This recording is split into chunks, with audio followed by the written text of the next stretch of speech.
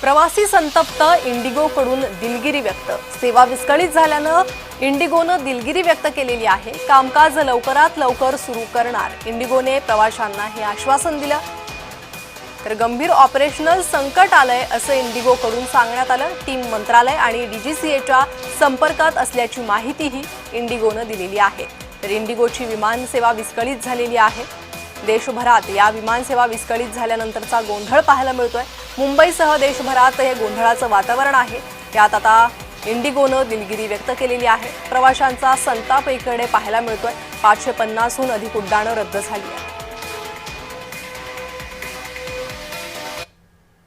तर मुंबईसह देशभरातील विमानतळांवर गोंधळ निर्माण झालेला आहे। इंडिगो घटनेची उच्चस्तरीय चौकशी करण्याचा निर्णय सरकारने घेतलेला आहे। दिल्ली विमानतळावर मूलभूत सेवांचाही अभाव आहे।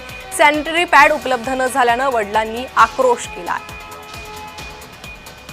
तर मुंबईसह देशभरात इंडिगोची विमानसेवा ही कोलमडलेली आहे। अशात दिल्ली विमानतळावर मूलभूत सुविधांचाही अभाव पाहायला मिळाला।